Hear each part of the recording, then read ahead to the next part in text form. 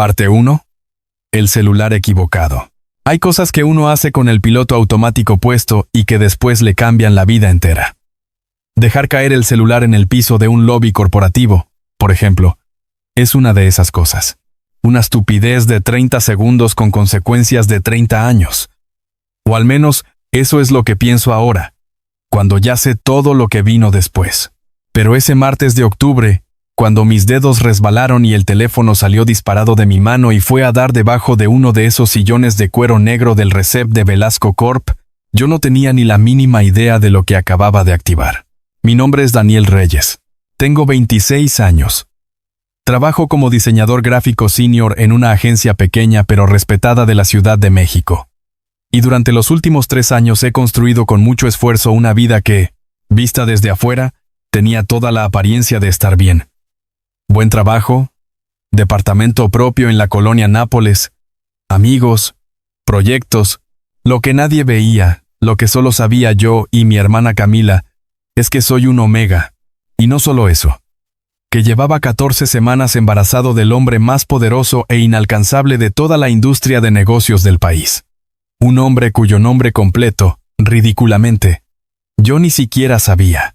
Un alfa que para mí seguía siendo el de la fiesta. El hombre del olor a pino y lluvia y peligro que había entrado y salido de mi vida en cuestión de 8 horas, hace casi 6 meses, dejando atrás un embarazo no planeado y una cantidad brutal de confusión emocional. Me había puesto ese día en Velasco Corp por una reunión de entrega del proyecto de rediseño de imagen que nuestra agencia llevaba ejecutando para ellos desde hacía 4 meses. El proyecto era el más grande en la historia de la agencia. Velázquez, mi jefe, me lo había dejado a mí porque era el que mejor manejaba los detalles. Yo nunca había tenido contacto directo con el dueño de la empresa. Todo iba a través de intermediarios, de gerentes de comunicación, de asistentes. Maximiliano Velasco, el CEO y dueño fundador del corporativo, era un hombre en un membrete, una firma al pie de los contratos, una leyenda urbana del mundo empresarial que la gente nombraba con esa mezcla de respeto y miedo que se le tiene a los fenómenos naturales. La reunión había salido bien. Presenté los materiales, respondimos las preguntas, todo fluyó con la naturalidad suficiente como para que yo pudiera mantener la concentración, a pesar de que desde la semana 12 tenía episodios de mareo que aparecían sin previo aviso y que había aprendido a disimular con cara de estar pensando profundamente. Salí del salón de juntas, bajé en el elevador de ejecutivos al lobby principal y ya estaba a punto de cruzar las puertas giratorias hacia la calle cuando el celular salió de mi bolsillo al buscar el ticket del ballet. Se fue derecho bajo el sillón de cuero más cercano. Me agaché, lo intenté alcanzar, no llegué. Me levanté para buscar algo con que jalarlo. 30 segundos de distracción. Y en esos 30 segundos, una persona lo recogió del piso. No lo vi pasar. No vi quién era. Cuando me agaché de nuevo, el cel ya no estaba. Pregunté a la recepcionista. Me dijo, con una expresión que no supe leer, que lo habían llevado arriba. Arriba. Al piso ejecutivo. Arriba era el piso 27. Arriba era la oficina del señor Velasco. El pánico me golpeó en el pecho como un puñetazo. Porque en ese celular, en ese momento exacto, tenía abierta la aplicación de seguimiento de embarazo que Camila me había obligado a instalar. La que marcaba semana 14. Tu bebé tiene el tamaño de un aguacate con un iconillo verde adorable. Y también tenía la última conversación del chat de WhatsApp con Camila, donde ella me preguntaba, ¿ya le vas a decir al papá? Y donde yo respondía, se casa el mes que viene. Nunca puedes saberlo. El celular no tenía contraseña. Lo había desactivado esa mañana, porque llegaba tarde y no quería perder tiempo desbloqueando con la huella. Dios mío, Dios de mi vida. 6 meses de cuidado extremo, de supresor doble dosis, de contarle el secreto solo a mi hermana, de caminar por el mundo como si nada, de construir un plan solito para hacerme cargo de ese bebé sin involucrar a un alfa que estaba comprometido, que era poderoso, que me había conocido sin nombre una sola noche de locura biológica, y que, casi con certeza, ni recordaba mi cara. Todo eso, destruido por un bolsillo resbaloso en el lobby equivocado. Fui al escritorio de la recepcionista y pedí, con toda la calma falsa que pude fabricar en ese momento, que me dijeran a qué extensión podía llamar para recuperar mi teléfono. Ella me sonrió con una sonrisa de esas que no informan nada. El señor Velasco le pide que suba personalmente, diseñador Reyes. Su asistente lo está esperando en el 27. Sonarmente, Anona Reyes. Y así empezó todo. Así es como se deshace en segundos una vida que tardó meses en armarse. Parte 2. La noche que no debería haber pasado. Para entender por qué ese momento en el lobby fue tan devastador, necesito contarte qué pasó 6 meses antes. Porque todo tiene un origen. Y el origen de este desastre fue una fiesta de gala empresarial, un supresor de Omega que falló en el peor momento posible, y un alfa que olería exactamente como lo que más miedo me da en el mundo. Ahogar. Era un viernes de abril. Nuestra agencia fue contratada para cubrir el evento corporativo anual de Velasco Corp. Una cena de gala en el Hotel Camino Real, de esas con música en vivo, y camareros de guante blanco y ejecutivos en traje oscuro, que se la pasan hablándose de dinero al oído. Mi trabajo era coordinar la producción gráfica del evento. Banners, pantallas, papelería. Nada glamuroso, pura logística. Iba a estar ahí más como técnico que como invitado. Lo que no sabía era que ese día, el parche de supresor que traía puesto desde hacía 5 días, tenía un defecto de fábrica. Había un lote completo con problemas de adherencia térmica. Lo descubrí semanas después cuando vi la alerta del laboratorio en internet. Pero esa noche, a las 10 de la noche, con el ruido y el calor de 400 personas en un salón de gala, el parche se despegó sin que yo lo sintiera. Y mis feromonas de Omega suprimidas durante 3 años con una disciplina casi militar salieron al aire libre de golpe. Los primeros síntomas los sentí como un calor raro en la base de la nuca. Luego una hipersensibilidad en la piel que hizo que la tela de mi camisa se sintiera como papel lija. Luego, el mareo. Reconocí lo que estaba pasando con un terror frío. Era el inicio de un celo. Pequeño todavía, pero acelerándose. En un cuarto lleno de alfas. Recogí mis cosas lo más discretamente posible y me escapé hacia el corredor lateral, buscando la salida de servicio. Pero el edificio era enorme, y yo estaba desorientado. Me metí sin querer en un pasillo que llevaba a las suites ejecutivas del hotel. Cuando el mareo me hizo apoyarme contra la pared con los ojos cerrados, ya era tarde. Lo sentí antes de verlo. Su olor llegó primero pino oscuro. Lluvia reciente, algo mineral y cálido que no tenía nombre, pero que mi lobo interior reconoció como seguro antes de que mi cerebro racional pudiera intervenir. Abrí los ojos. Había un hombre de pie frente a mí en el pasillo. Alto, ancho de hombros, traje negro, corbata aflojada, mandíbula cuadrada, ojos oscuros que me miraban con una atención que no estaba acostumbrado a recibir. ¿Estás bien?, preguntó. Su voz era grave, controlada, pero con algo urgente debajo. No estaba bien. Mi cuerpo era un reactor a punto de colapsar, y ese hombre oliendo así era exactamente el tipo de cosa que no me podía pasar en ese momento. Le dije que sí, que estaba bien, que solo necesitaba aire. Él dio un paso hacia mí y el olor se intensificó y entonces mi lobo hizo algo que nunca en la vida había hecho. Rompió el control. Lo que pasó esa noche fue real. Y fue biológico. Y fue, si soy completamente honesto, la cosa más intensa que he vivido en mis 26 años de existencia. No voy a entrar en detalles que no son relevantes para la historia. Lo que sí importa es lo siguiente. No intercambiamos nombres. Él lo propuso. Dijo, con esa voz grave y los ojos fijos en mí, que si quería podíamos quedarnos solo en esto en esa noche, en ese cuarto de hotel, sin historial y sin consecuencias. Y yo, que estaba en pleno pico de celo y que tenía 3 años de soledad biológica encima, dije que sí. A las 4 de la mañana me levanté mientras él dormía. Recogí mi ropa del piso y me fui sin hacer ruido.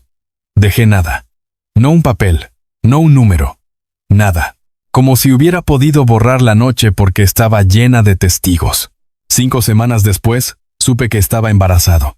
Y 10 semanas después de eso, Camila me mostró en su celular la nota de sociales en el periódico El Financiero. Maximiliano Velasco, fundador de Velasco Corp, anuncia su compromiso con la arquitecta Regina Salinas. Con foto.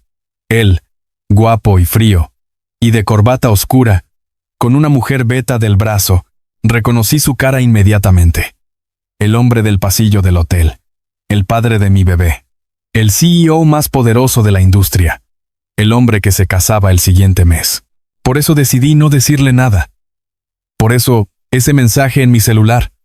Por eso, el celular no podía caer en sus manos.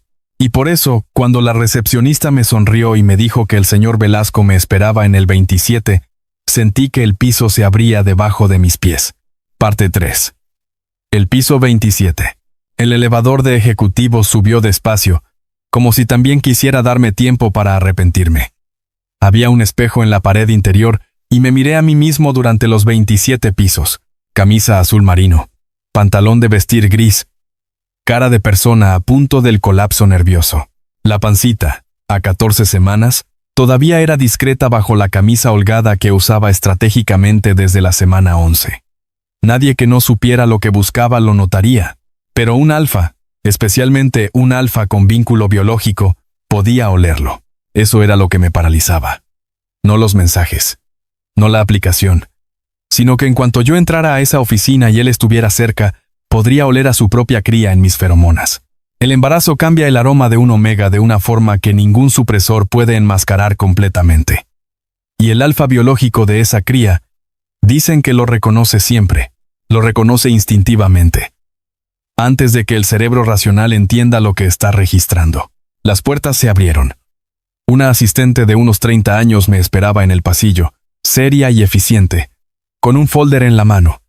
Me hizo una seña de que la siguiera. El piso 27 era todo ventanales de piso a techo con vista al Paseo de la Reforma. Pisos de mármol, silencio caro. La oficina del señor Velasco era la última del corredor. La asistente tocó 2 veces. Abrió la puerta sin esperar respuesta, y me dejó pasar. Está parado de espaldas a la puerta cuando entro, mirando la ciudad a través del cristal. Traje gris oscuro, hombros anchos, el mismo cabello negro que recuerdo más corto ahora, más formal.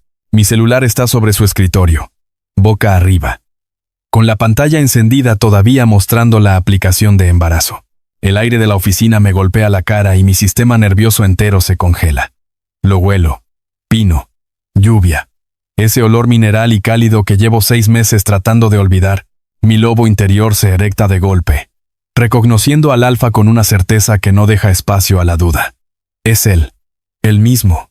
El del pasillo del hotel. El del cuarto de hotel. El padre. Necesito 3 segundos para recuperar la capacidad de hablar. Buenías, señor Velasco. Me dijeron que tiene mi teléfono, digo, con una voz que, honestamente, no sé cómo sale tan estable. Se voltea. Despacio. Y cuando nuestras miradas se encuentran, veo el momento exacto en que el reconocimiento lo atraviesa. Es rápido, pero no lo puede disimular del todo un microsegundo de shock. Las pupilas dilatándose, la mandíbula tensándose. Sus ojos oscuros van a mi cara. Luego bajan al celular sobre el escritorio. Luego vuelven a mí. Respira hondo, lento, con esa precisión de alfa que controla todo lo que muestra. Y su olfato hace lo que temía. Lo veo olfatear el aire. Casi imperceptible. Pero yo lo estoy vigilando con la atención de alguien que sabe exactamente qué buscar. Silencio. 5 segundos. 10.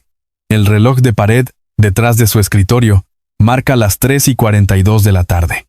Siéntate, por favor, dice. No es una invitación. Tiene toda la estructura de una orden envuelta en educación formal.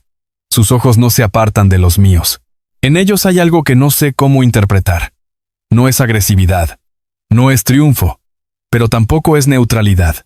Es algo más complejo. Algo que me da más miedo que la agresividad. Me siento. Porque mis piernas decidieron que era la mejor idea. Parte 4. Lo que el celur le dijo. Maximiliano Velasco se sienta al otro lado del escritorio. Entrelaza las manos sobre la superficie y me mira con la misma calma de alguien que sabe exactamente cuánto poder tiene en el cuarto. A su izquierda, mi celular con la pantalla todavía encendida. Seguimos sin hablar. El silencio pesa todo lo que pesa cuando 2 personas saben demasiado y ninguna ha dicho nada todavía. Su teléfono no tenía contraseña, dice al fin. Su voz es exactamente como la recuerdo. Grave, precisa, con esa textura que obliga al cuerpo a prestar atención. Cuando lo levanté del piso, la pantalla estaba activa. Entiendo, digo. Tengo que pensar rápido. Tengo que construir una explicación. La aplicación de embarazo es de una amiga. Le estoy haciendo el seguimiento porque ella está en el extranjero y su familia. No me interrumpe, tranquilo. El silencio que viene después de esa frase es el más largo de mi vida adulta. El aroma dice. Y hay algo en su voz que cambia cuando lo dice. Algo que se vuelve más suave y más cuidadoso al mismo tiempo. Un alfa reconoce el olor de su cría. No lo puede evitar. Desde que entraste a esta oficina, llevo 30 segundos confirmándolo. El mundo se me apagó por un segundo. Las lámparas de la oficina, los ventanales, el ruido sordo del tráfico 27 pisos abajo. Todo desapareció en una pausa oscura. Luego volvió todo. Demasiado brillante. Demasiado real. No sé de qué está hablando, intenté. Porque el instinto de supervivencia es absolutamente patrio en los omegas. Daniel dice. Y el hecho de que sepa mi nombre, que lo leyó en el teléfono, que lo rastró en los archivos del contrato con la agencia, que lo sabe me quita la última barrera. No te voy a hacer esto difícil. No es lo que quiero. Pero necesito que hablemos. No te voy a hacer esto. 3 ideas se pelean en mi cabeza simultáneamente. Salir corriendo, negar todo hasta la muerte, o colapsar y confesar de una vez. Las 3 tienen su mérito. Ninguna es realmente factible. Te vas a casar, digo. No lo planeo. Simplemente sale. Como cuando el dolor sobrepasa el filtro y uno dice la verdad sin querer. Vi la nota en el periódico. Algo pasa en su cara. Es rápido y luego desaparece bajo el control. Separa las manos, las apoya planas sobre el escritorio. Eso es complicado. Y no es lo más urgente ahora. Para mí sí lo es, respondo, y mi voz se quiebra justo cuando no quiero que lo haga. Me aclaro la garganta. Intento recuperar terreno. Mira, este bebé es mío. Tengo un plan. Tengo trabajo, tengo recursos, tengo a mi familia. No necesito nada de ti. Vine a buscar mi celular, y eso es todo. Ese bebé también es mío, dice, con esa calma que empieza a desesperarme. Y lo sabía desde el momento en que entraste por esa puerta. Antes de ver el celular, antes de leer el mensaje, lo sabía porque lo huelo. Porque él me conoce, Daniel. Aunque tú y yo nunca hayamos hablado de él. La manera en que dice él como si ya supiera, como si ya existiera, como si ya lo hubiera aceptado en el mundo antes de saber su nombre o su cara, hace que algo en mi pecho se apriete de una forma que no tiene nada que ver con la rabia ni con el miedo. Tiene que ver con una soledad que de repente ya no es tan absoluta. Y eso me aterra más que todo lo demás. Parte 5. La boda que no era boda. Esa tarde, en esa oficina con vista a la Reforma, no llegamos a ningún acuerdo. Maximiliano Max, como me pedía que lo llamara con una informalidad que aún me costaba, me pidió que volviéramos a hablar. Me devolvió el celular, me pidió mi número, y cuando le dije que no iba a darlo, que esto era demasiado repentino para tomar decisiones, él no insistió. Solo dijo, «Te voy a encontrar de cualquier manera». Me fui del edificio con el celular apretado en la mano y el corazón latiéndome en los oídos. Caminé 3 cuadras sin dirección. Me metí a una café de cadena en Juárez y llamé a Camila llorando. Ella me escuchó con esa paciencia inútil que tiene cuando ya sabe lo que voy a decir y simplemente espera a que yo llegue solo a la conclusión. ¿Se enteró?, le dije. «Ya sé», dijo ella. «No sé qué hacer». «Lo sé», dijo de nuevo. «Cállate y deja de repetir lo mismo», le grité. «Con gusto», contestó, y se rió. Los siguientes 3 días, viví en una angustia sorda. Trabajé, comí, dormí poco, y esperé que algo pasara sin saber exactamente qué. Al 4.º día, la asistente de Max me llamó por teléfono al celular de la agencia, el número del trabajo que sí tenía en los archivos del contrato, para decirme que el señor Velasco quería reunirse conmigo en un desayuno. Forma extraoficial, fuera de la oficina, lugar que yo eligiera. Pedí una taquería de la colonia Roma. Los lugares neutros, concurridos y con buena luz me hacen sentir más seguro en situaciones donde podría perder el control. Apareció puntual, de camisa y pantalón sin corbata, lo cual lo hacía ver casi accesible. Se sentó frente a mí y ordenó café antes de decir algo. Yo pedí agua. El embarazo me había convertido en una persona hidratándose permanentemente. La boda no es lo que crees, dijo, sin preámbulos. Regina y yo tenemos un acuerdo. Fue un arreglo de negocios que nuestras familias presionaron y que yo acepté en un momento en que no tenía ninguna razón para negarme. No hay amor romántico, no hay lazo biológico, no hay intención de construir una familia. Era un contrato de conveniencia. Lo miré sin decir nada. No te digo esto para excusarme, continuó, apoyando las manos en la mesa. Te lo digo porque cuando descubrí lo que hay en tu teléfono, y cuando te reconocí, mi primera acción fue llamar a Regina y a nuestros respectivos abogados para informarles que el acuerdo terminó. Lo miré por primera vez sin el filtro del miedo, solo tratando de leer si era verdad. La mirada de Max Velasco era inescrutable bajo circunstancias normales. Pero había algo en su postura. Esa mañana, algo abierto, directo, sin la armadura ejecutiva del piso 27 que hacía difícil no creerle. ¿Por qué?, pregunté. La pregunta era más pequeña de lo que quería sonar. ¿Por qué haces eso? Porque hay un niño que va a necesitar a su padre, dijo, con una simplicidad que me dejó sin respuesta. Y porque esa noche en el hotel no fue un accidente para mí. No lo fue entonces. Y lo que siento cuando te tengo en este cuarto me confirma que no es accidente ahora. Los tacos llegaron. Ninguno de los dos los tocó por un momento considerable. Esto no es algo que se decide en un desayuno, dije al fin. Lo sé, respondió. Por eso no te estoy pidiendo una respuesta hoy. Te estoy pidiendo que no desaparezcas. Parte 6. Las semanas del equilibrio imposible. Las semanas del equilibrio imposible. No desaparecí. Podría haberlo hecho. Parte de mí quería.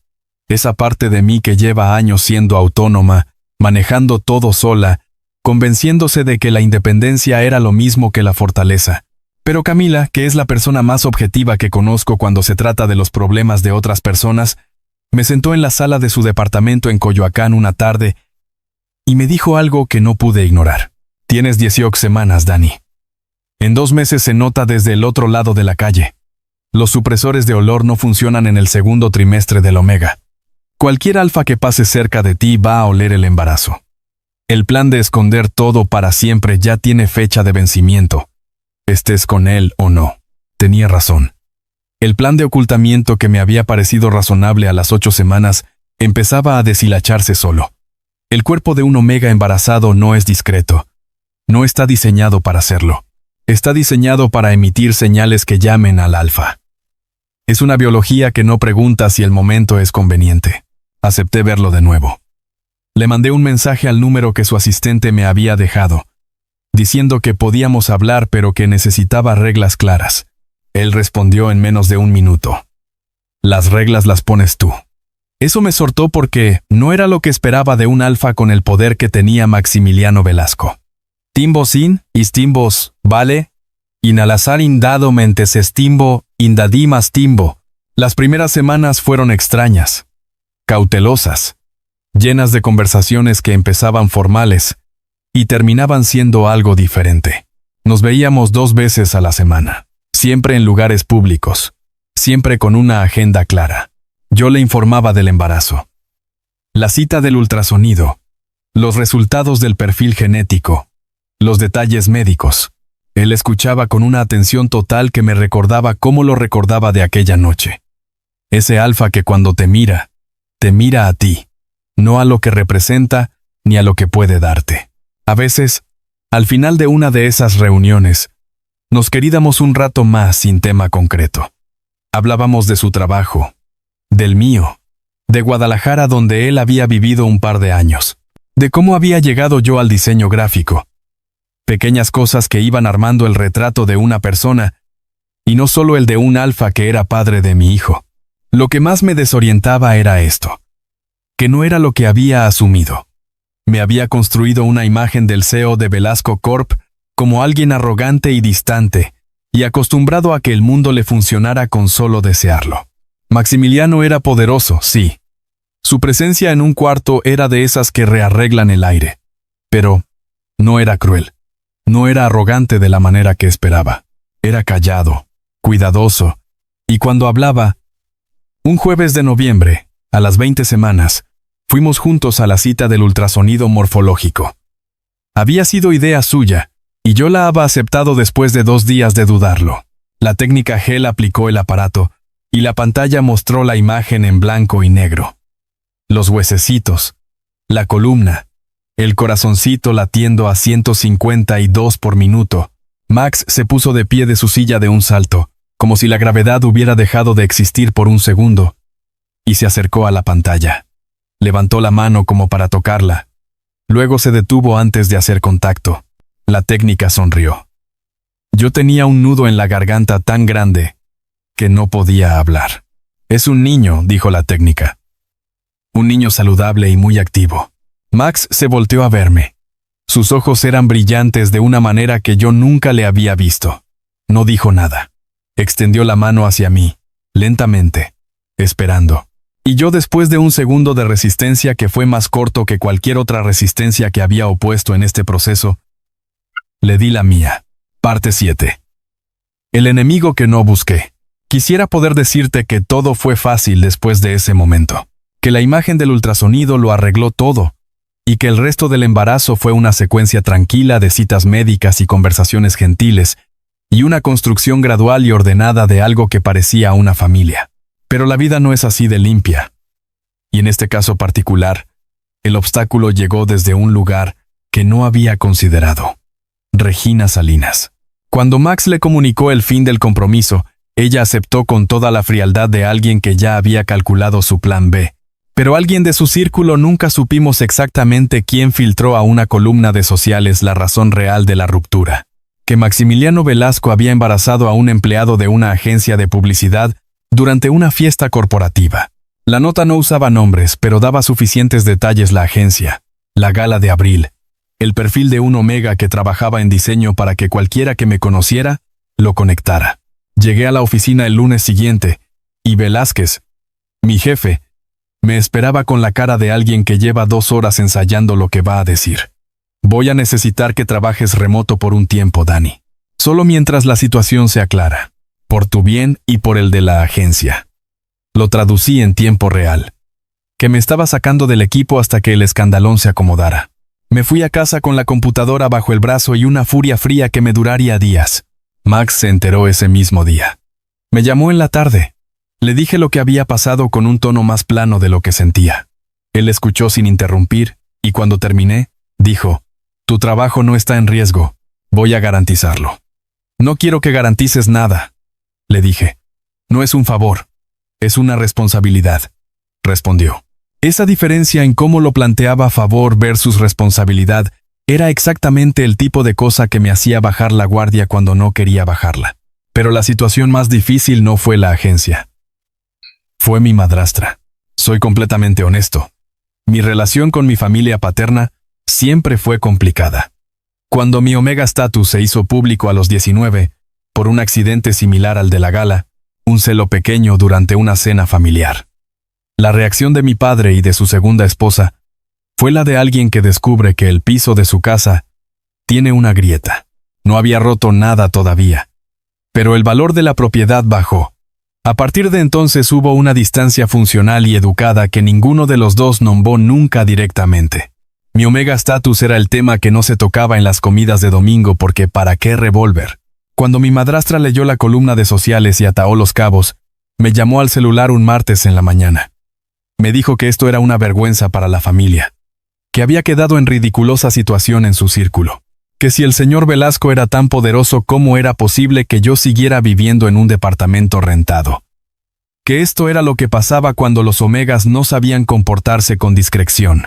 Escuché toda la conversación de pie en mi cocina, con el café en la mano, y cuando ella terminó, le dije que ya no me volviera a llamar por este tema, y corté la llamada.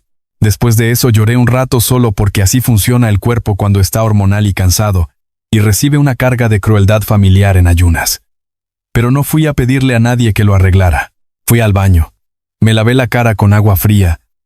Me preparé otro café. y abrí la laptop para trabajar. Porque eso es lo que aprendí en 23 años de ser la persona que menos importa en los planes de su propia familia. Que la mejor respuesta a la gente que te quiere pequeño es seguir creciendo. Parte 8. Lo que él no sabía de mí. Minat. A las 24 semanas, Max me preguntó si podía conocer mi departamento. No el del Omega en embarazo, no al portador de su heredero, sino mi casa. El lugar donde yo tenía mis libros y mi forma de organizar el espacio y la vida que había armado antes de que él existiera para mí. Era una pregunta pequeña pero cargada. La casa de una persona es su interior en formato físico. Decirle a alguien, puedes ver dónde vivo, es una forma de decirle, confío en que no vas a usar lo que ves para hacerme daño. Necesité 2 días de pensarlo. Después le mandé mi dirección.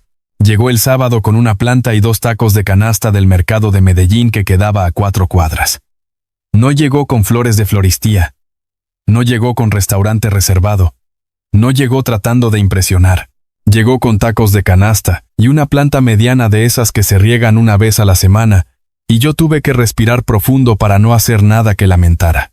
Vio mi departamento con calma, como alguien que quiere entender cómo está organizado un mundo antes de tocar cualquier cosa. Las estanterías de libros y vinil, los pósters en marco de bandas que a la mayoría de la gente no le dicen nada, la mesa de trabajo llena de bocetos y pantones, la mesa de comedor donde también trabajaba, la ventana con vista al árbol del patio interior del edificio que era mi favorita desde el primer día. Es tuyo, dijo. Y no lo dijo como observación, sino como reconocimiento. Como si hubiera estado buscando algo y lo encontrara. Cada cosa aquí la elegiste tú. Era más fácil cuando era más pequeño, dije, poniendo la planta en la ventana. Ahora tengo que pensar en otro cuarto, en una cama chica y un buró con la esquina redondeada para que no se golpee la cabeza. ¿En qué colores me gustan para los cuartos de niños? Max se sentó en el sillón de la sala. Me miró un momento antes de hablar. ¿Estás pensando en eso solo? He estado pensando en todo solo, respondí, con más neutralidad de la que tenía. Me senté también, en el extremo opuesto del sillón. Es lo que sabía hacer. Lo sé, dijo. Y respeto que hayas podido. Pero ya no tienes que hacerlo solo si no quieres. Miré por la ventana. El árbol del patio tenía hojas nuevas. Era noviembre, y sin embargo crecía. Mi bebé se movió adentro, una patadita lenta y deliberada como si también estuviera prestando atención a la conversación. No sé cómo hacer esto contigo, dije, con honestidad que me costó bastante. No sé cómo confiar en alguien que es tan diferente a todo lo que conozco. Yo tampoco, dijo, sorprendiéndome. Nunca quise a nadie de esta manera. Y eso me da más miedo que cualquier cosa que haya enfrentado en negocios. Pero estoy aquí de todas formas. Los tacos de canasta se enfriaron porque ninguno de los dos se levantó a buscarlos por un rato muy largo. Parte 9. Lo que no se dice y lo que sí se dice. Hay una conversación que tuvimos a las 28 semanas que me cambió la manera de ver todo. Fue en la cocina de mi departamento, tarde en la noche. Con los dos cansados después de un día largo, él había venido a ayudarme a armar el mueble de la cuna. Y ayudar a armar se había convertido en pasar 4 horas leyendo instrucciones contradictorias y maldiciéndonos con mucha delicadeza el uno al otro, hasta que por fin encajó el último tornillo. Había un sentido del humor que iba emergiendo entre nosotros, lento y genuino, del tipo que aparece cuando 2 personas se quedan en situaciones ridículas juntas. Estábamos tomando café después, con las instrucciones del mueble aún esparcidas en el piso de la cocina. Y él preguntó algo que yo no esperaba. ¿Qué sentiste cuando supiste que estabas embarazado? Miré mi taza. Honestamente, siempre. Pavor, dije. Fue pavor. No del tipo que pasa en unos minutos. Del tipo que te acompaña semanas. Que lo ves en todo. En la cuenta del banco. En el espacio del departamento. En cómo mira la gente a los Omegas embarazados solos. Hay una manera en que la gente te mira cuando estás en esa situación que es mezcla de lástima y juicio, y los dos duelen de maneras distintas. Max no dijo nada. Escuchó, y después del pavor seguí. Porque ya estaba siendo honesto. Y no tenía sentido parar. Vino algo que no supe nombrar bien al principio. Creo que era amor. Del tipo que aparece antes de conocer a alguien de verdad. antes de que existan fuera de tu cuerpo. Un amor sin condiciones todavía. Solo biología y promesa. Y ese amor fue lo que me hizo pensar que podía hacerlo solo si era necesario.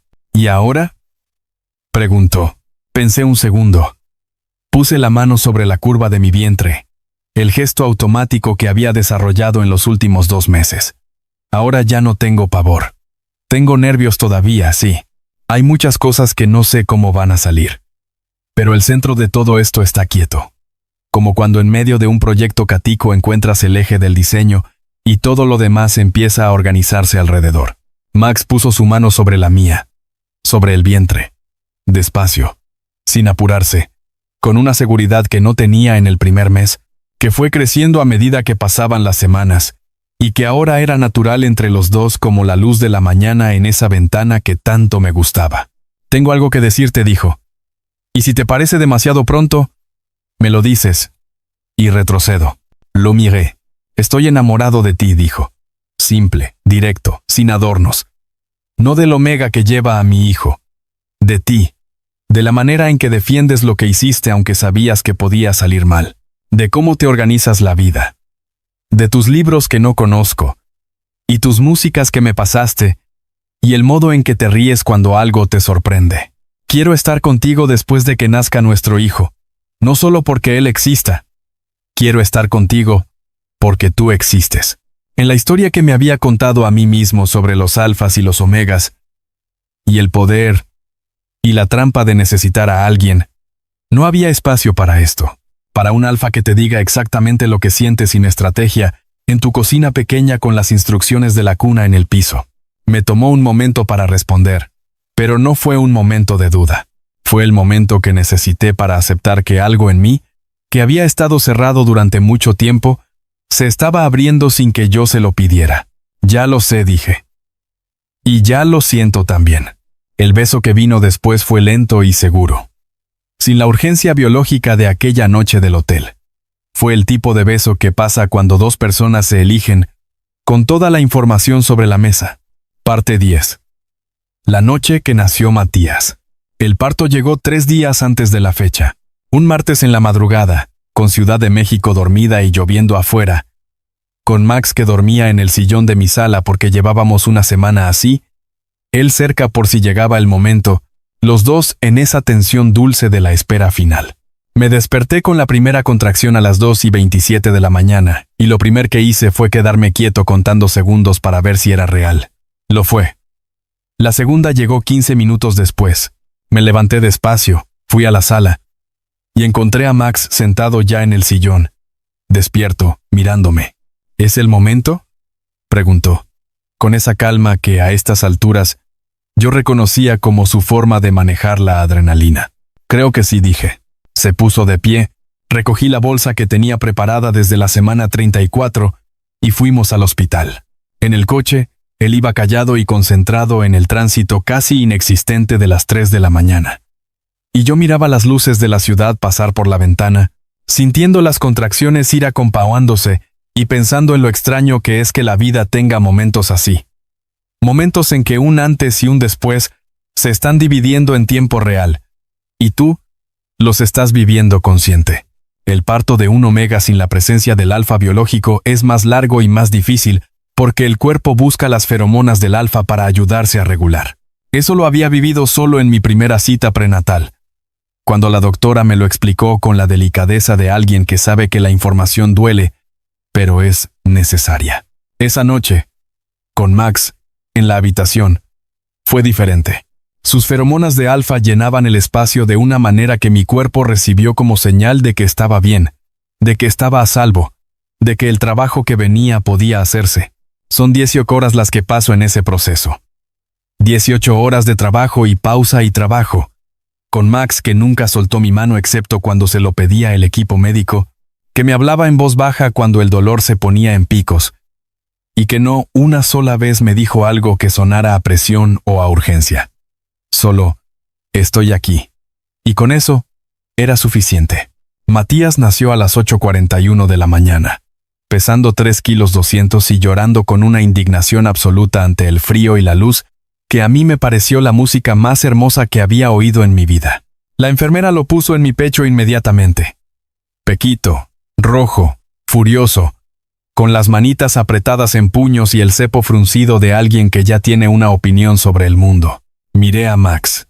Estaba de pie a mi lado, con la mano en mi hombro, los ojos en Matías, y lloraba sin hacerse cargo de disimularlo, sin pedir permiso para sentir lo que estaba sintiendo.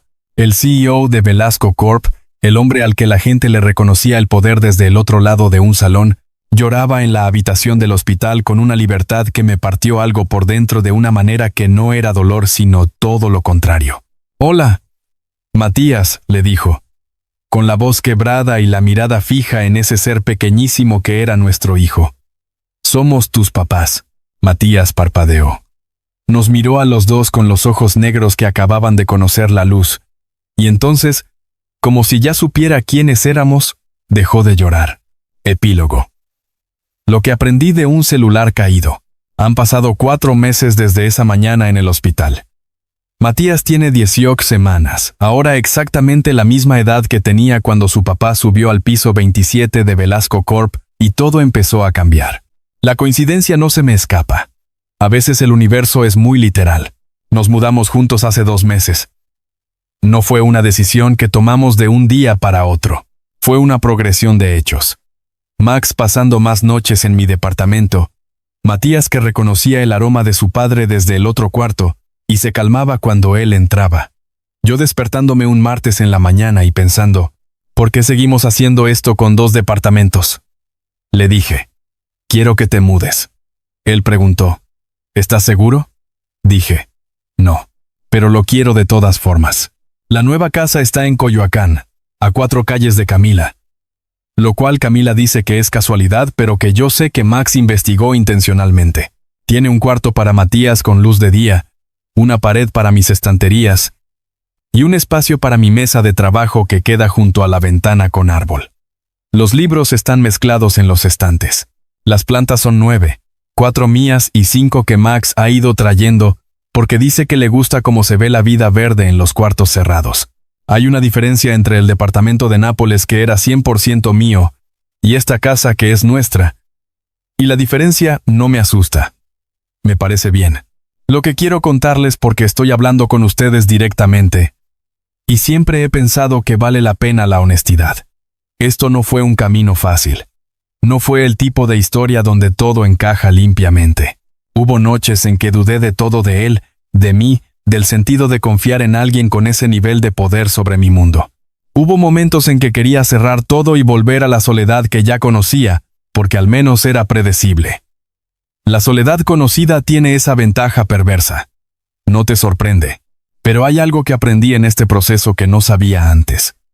Que la valentía no es no tener miedo. Es decidir seguir adelante mientras el miedo está presente. Cada decisión que tomé en este camino, subir al piso 27, desayunar en la taquería de la Roma, dejarle ver mi departamento, contestarle aquel martes que también lo que senta fue una decisión tomada con miedo presente. Y resultaron mejor de lo que mi miedo pensó que podían. Matías duerme ahorita en su cuarto. Puedo oírlo en el monitor. Max está en la cocina preparando café para los dos, lo hace todos los sábados por la mañana. Es uno de esos rituales pequeños que se vuelven la arquitectura invisible de la convivencia. Yo estoy en la sala con la laptop y un par de proyectos que entregar la siguiente semana. Porque la vida sigue siendo trabajo y logística, y plazos de entrega, aunque ahora también tenga esta cosa enorme y tranquila en el centro que no tenía antes. Hay un celular en el cajoncito de la mesa de centro. Tiene contraseña ahora. Siempre tiene contraseña. Aprendes de tus errores. Pero si no hubiera caído aquel martes en ese lobby, hay cosas que uno hace con el piloto automático puesto y que después le cambian la vida entera. Esta fue la mía.